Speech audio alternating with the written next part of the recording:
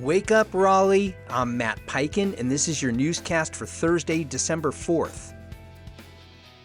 A new report highlights a growing disparity in North Carolina's classrooms, where 73% of teachers are white, but only 42% of students are. The National Council on Teacher Quality found that 26 of the state's 57 teacher preparation programs are graduating cohorts even less diverse than the current teacher workforce, widening the gap. Wake County School Board member Jennifer Jobe, a former Chapel Hill Carborough teacher, called for urgent change, recalling a student of color once asked if she belonged in an honors class. Advocates urge better recruitment and support. Read more about this in the News and Observer. Recent federal immigration raids in North Carolina have left many Latino residents afraid to attend work, school, or even leave their homes. Operations by DHS in Charlotte and the Triangle led to widespread absences, up to 20% in Charlotte-Mecklenburg schools, while immigrant families brace for detentions and deportations. At UNC Chapel Hill, students with undocumented relatives report heightened stress, health issues, and difficulty focusing in class. Advocates say fear has stifled civic life and prompted a surge in legal preparations like power of attorney filings. Community leaders warn the fear is reshaping daily life in the Triangle. Read more about this in the Daily Tar Heel. After the fatal 2023 shooting of UNC Chapel Hill professor Zhaiji Yan, Chinese student Mary Lee helped launch a grassroots group to support minority students' mental health.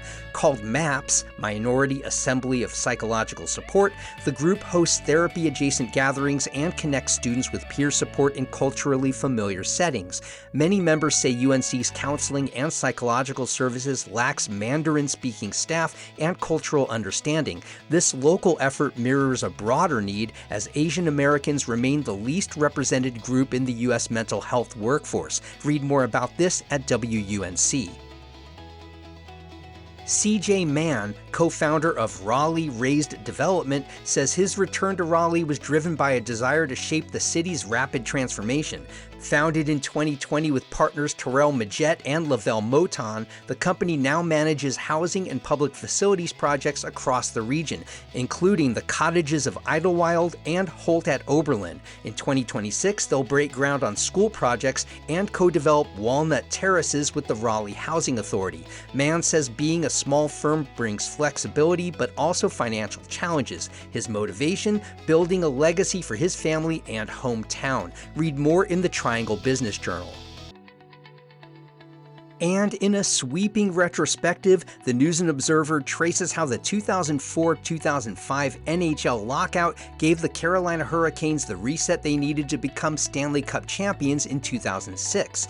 Led by Rod Brindamore, who became captain just before the season, the team was strategically rebuilt by GM Jim Rutherford with a mix of veterans and young talent like Eric Stahl. Post-lockout rule changes favored the Hurricanes' new fast-paced style under coach Peter Laviolette. The result, a resilient, tight-knit roster that overcame the odds and defined hockey's future in Raleigh. You can read this retrospective in the News and Observer.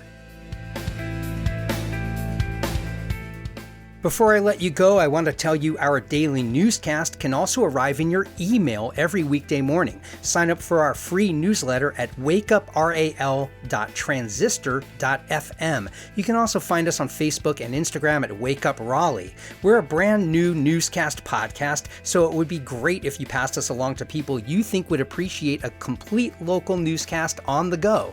I'm Matt Peiken, and thanks for starting your weekdays with Wake Up Raleigh.